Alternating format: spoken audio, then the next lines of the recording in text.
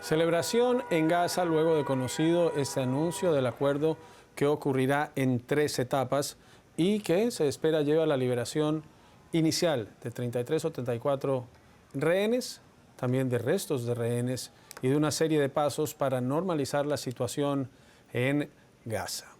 Veamos las cifras de lo que ha sido este conflicto que comenzó cuando Hamás atacó territorio israelí en un atentado generalizado que dejó un número importante de muertos y heridos. Vamos a repasar las cifras del conflicto hasta hoy.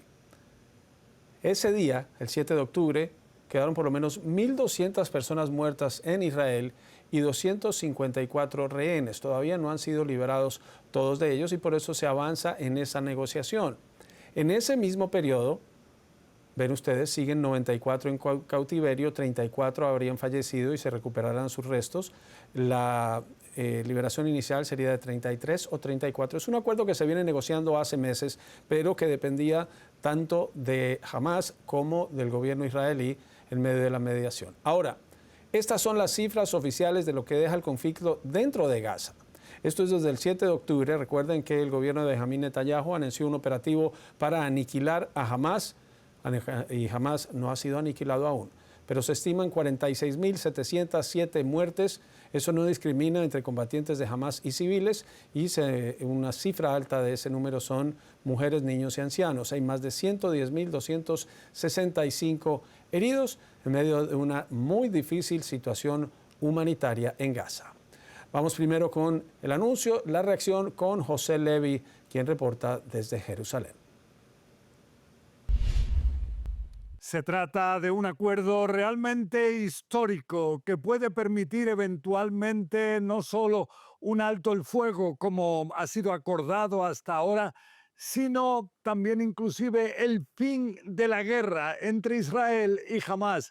Vemos que se trata de un acuerdo que comenzará a implementarse, a transformarse en realidad el próximo domingo. Serán liberados primero 3 rehenes israelíes, aparentemente 3 mujeres. Luego, cada semana será una liberación de otros 3 rehenes. Y esto hasta que en la última etapa, dentro de 6 semanas, se libere el resto para llegar a un total de 33 de los 98 que se encuentran en el interior de Gaza. Como dijo el presidente de Israel, Isaac Herzog, se trata de un verdadero infierno esta época para las familias, ya que jamás hasta ahora no ha dicho quiénes podrán ser liberados con vida y quiénes no. Se trata sobre todo de jóvenes, también soldados que se encuentran en cautiverio, jovencitas, y esto cuando se teme que hayan podido ser objeto de violaciones, de agresiones, inclusive que se hayan podido quedar embarazadas. Un verdadero horror que ahora se espera que pueda llegar a su fin después de unos 460, inclusive más, días de cautiverio. Esto cuando es de señalar que también de manera paralela finalizará lo que es la ofensiva militar israelí en el interior de Gaza. Esto ha llevado a enormes muestras de alegrías dentro de esta franja de tierra donde se espera que realmente se pueda llegar a una realidad totalmente distinta, se pueda reconstruir esta franja de tierra después de tanto sufrimiento. También es de destacar que cientos de prisioneros palestinos serán liberados, algunos de ellos acusados de terrorismo, de haber causado la muerte a israelíes. En cualquier caso, son acuerdos que el jueves está previsto sean aprobados por el Gabinete de Seguridad y por el gobierno israelíes, aunque hay ministros de la derecha más nacionalista que aseguran que el gran problema aquí para Israel es que todavía no han terminado con la amenaza que para ellos significa Hamás. José Levi, CNN, en Jerusalén. Y seguimos en este tema importante, en el tema del alto al fuego entre Israel y Hamás, y para analizar las condiciones en las que se dio este acuerdo, si será finalmente el definitivo. Saludo al politólogo e historiador Farid Kahat. Gracias, Farid, por estar con nosotros en este día importante. Pues, implementarse a partir del domingo, con el primer acuerdo, que es la entrega de 33 rehenes en manos de Hamás. Después de varios intentos, ¿este será el definitivo en tu punto de vista, Farid? Tal vez sea el definitivo en cuanto a que lleve a un cese al fuego perdurable, pero no hay virtualmente ningún acuerdo de fondo sobre qué va a pasar tras la tercera fase con Gaza. O sea, acá el punto fundamental es obvio. Bajo el derecho internacional, Israel es un ocupante ilegal de Cisjordania, Jerusalén Oriental y Gaza. Y en el caso de Gaza, lo acaba de decir el año pasado la Corte Internacional de Justicia, Israel seguía siendo considerada potencia ocupante porque controlaba el acceso por aire, mar y tierra y la salida desde ese territorio. En tanto eso no cambie, no hay solución definitiva, pero lo que sí puede ser perdurable es el acuerdo de cese al fuego alcanzado, sobre todo porque la condición para que cada una de las partes cumpla con lo que le corresponde del acuerdo es que la otra actúe en reciprocidad de inmediato haciendo lo que le corresponde. De otra manera no va a haber avances. Ahora, como bien decías, la tercera fase todavía no se define muy bien cómo se podría implementar. Cuéntanos un poco, son 3 fases de este acuerdo, ¿en qué consisten? Ya explicaba yo parte de la primera, que es el intercambio de rehenes por prisioneros. Farid.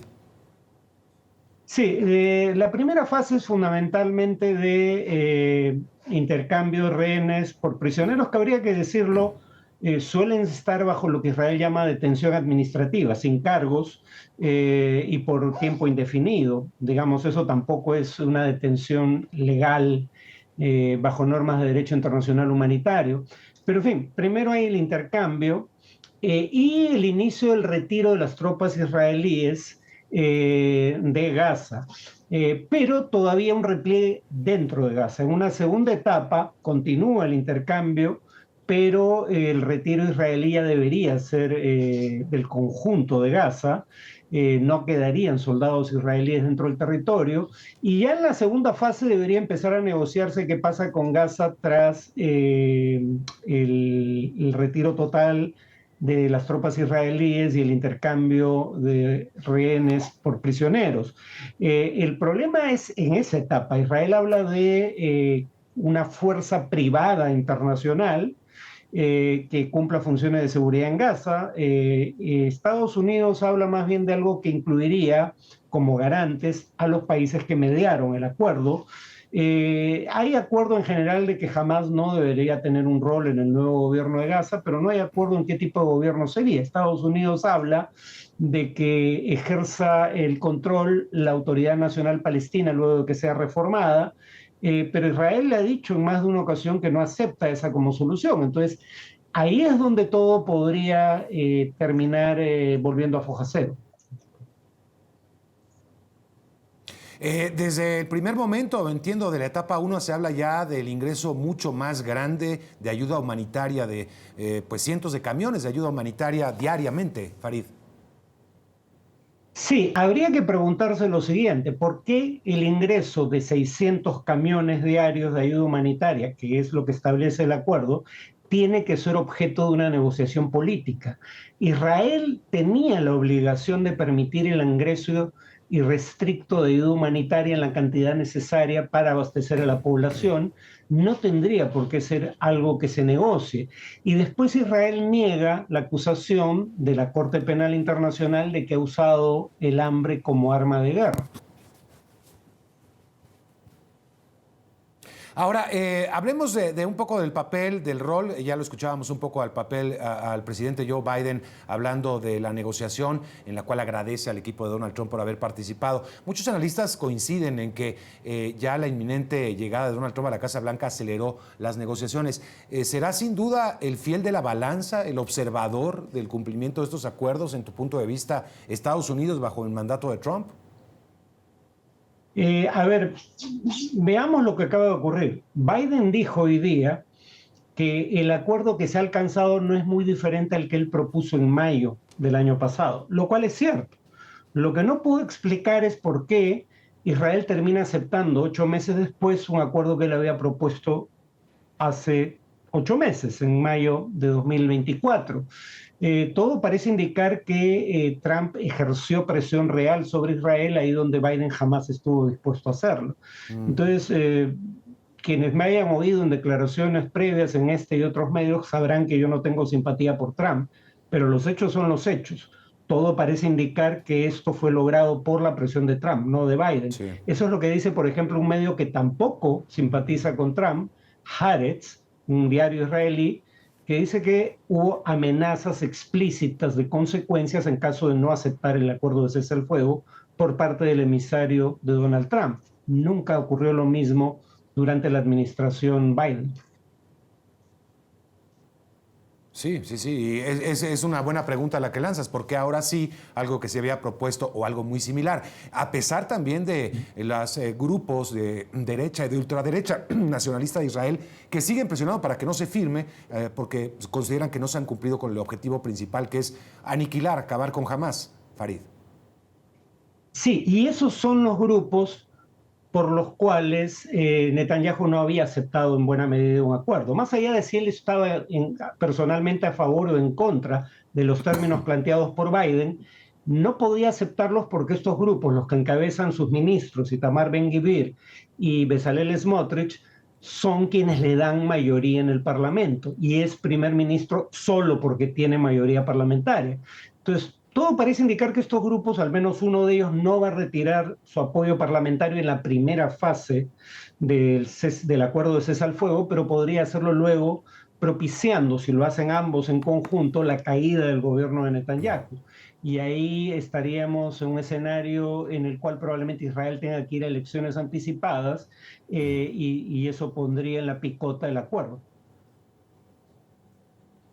Sobre este importantísimo anuncio, acuerdo alcanzado entre Israel y Hamás en esta primera fase, queremos analizarlo con el historiador y profesor de la Universidad Iberoamericana, Ilan Semo. Profesor Semo, gracias por la oportunidad de su análisis. ¿Qué tan frágil o sólido ve este acuerdo cuando los detalles del mismo parecen ser casi idénticos a lo que estaba trabajando la administración Biden meses atrás? ¿Qué tan sólido o frágil ve el acuerdo en este momento?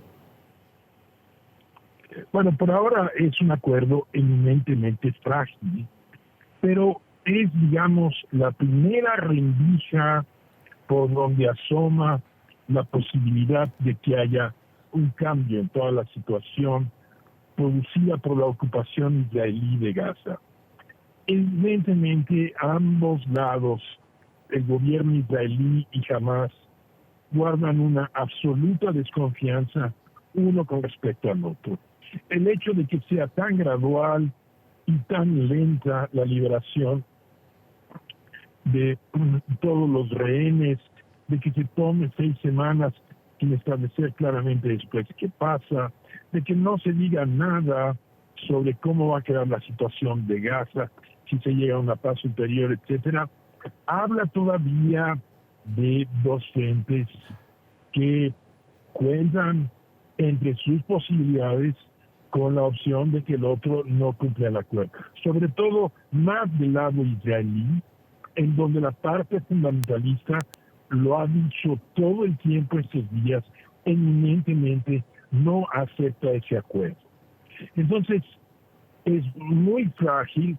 Yo creo que la función de Estados Unidos, de la opinión pública, la habilidad de Hamás para convertir a esto en algo que vaya hacia la paz, y también renunciar a esa política de confrontación. En segundo lugar, lo que da cierto viso de que puede ser esto una rendija por donde haya un cambio, es el hecho de que no estamos en junio del año pasado. Han transcurrido muchos acciones radicales. Hezbollah ha sido reducido en su fuerza. El gobierno de Assad cayó. Sí. Irán tiene mucho menos influencia sobre toda la región y eso podría hacer que esta rendija vaya agrandándose y vaya creando una situación donde Israel se vea obligado a empezar a aceptar una paz cada vez mayor. Por ahora no, porque quiere sostener su presencia en muchas zonas de Gaza todavía. Entonces es frágil, pero abre algo nuevo totalmente. Por supuesto. Y el hecho de que venga esta etapa de implementación en los tiempos ya de la era Donald Trump, porque se activa el acuerdo el domingo, ¿qué factores de riesgo ve en lo que es la visión de la administración Trump, que hoy celebra, por supuesto, el acuerdo, o de otros socios que han estado sentados en la mesa o de quienes también han estado interesados en que este acuerdo se mantenga, se logre y se mantenga? Sí, es un poco temprano para hablar sobre las perspectivas que esa administración quiere dar a su política internacional. Pero eminentemente en el caso de Gaza, allí hay un giro en toda la cuestión del conflicto entre Israel, todas las gigantescas masacres que hizo el Estado israelí. Allí hay un giro dentro de la administración. ¿Qué tan lejos va a llegar ese giro? No hay que olvidar que simultáneamente Estados Unidos dio $8,000 millones en ayuda militar. Es decir, el apoyo americano a Israel va a continuar. Pero ahora sí tengo la impresión de que, no estoy seguro si la administración de Trump, pero el Estado profundo, el Estado de seguridad americano, ha decidido que es momento de que ese conflicto ceda en relación con Hamas. No el de Hezbollah, no toda la situación en otras partes de la región y la relación con Irán. Pero el hecho de que haya las dos partes fundamentales lo hayan aceptado significa que la posición americana por primera vez fue muy firme al respecto. Fue muy firme. Entonces, claro. Vamos a ver cómo se desarrolla, pero si Trump hubiera dicho que resolvía en 24 horas el conflicto jamás con el israelí, tal vez se equivocaba menos que con Ucrania, pero es muy impresionante cómo ha sucedido con tanta rapidez. Pero insisto, la situación de hoy no es la de junio. Hay muchos cambios que favorecen a Israel, la posibilidad de que dentro de su gobierno emerjan posiciones mucho más negociadoras que quieren terminar ya con ese conflicto. Entiendo.